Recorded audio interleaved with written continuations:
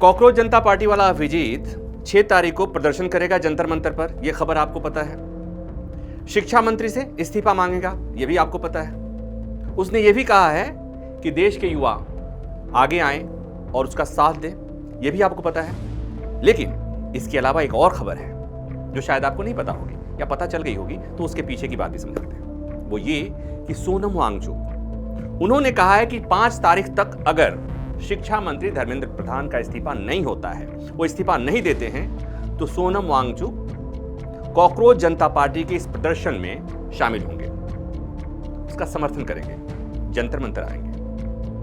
अब एक सवाल कि सोनम वांगचुक को आपको पता है कि अपने इलाके के विकास के लिए, स्वायत्तता के लिए, अपने क्षेत्र के लोगों के लिए प्रदर्शन करने के चलते उनके खिलाफ एनएसए लगा था, हिंसा हो गई थी और करीब 6 महीना से अधिक समय तक उन्हें सलाखों के पीछे रहना पड़ा था। बड़ी मुश्किल से जमानत मिली थी, बड़ी मुश्किल से सलाखों के बाहर आए थे। और आपको याद होगा कि सुप्रीम कोर्ट में बार बार केंद्र सरकार यह कहती रही कि सोनम वांगचुक को रिहा नहीं किया जा सकता क्योंकि उनके रिहा होने से देश की सुरक्षा को खतरा हो सकता है। अब जरा सोच के देखिए कि सोनम वांगचुक, जिसके जेल से बाहर आने को लेकर सरकार सशंकित थी कि देश की सुरक्षा को खतरा हो सकता है, और दूसरी तरफ कॉकरोच जनता पार्टी वाले अभिजीत के ट्विटर हैंडल को जब बैन किया गया हिंदुस्तान में, तो उस समय भी यही आधार दिया गया था कि उससे राष्ट्रीय सुरक्षा को खतरा हो सकता है। तो सोनम वांगचुक पहले ही राष्ट्रीय सुरक्षा के लिए खतरा बन चुके थे।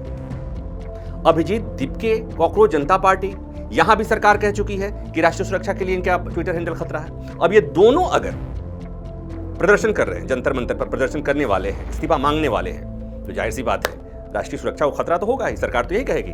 अब ऐसे में आपको लगता है क्या कि सरकार इन्हें जंतर मंतर पर प्रदर्शन करने की इजाजत देगी? मुझे तो डाउट है। आप क्या सोचते हैं? आपको लगता है कि सरकार की तरफ से इजाजत मिल जाएगी?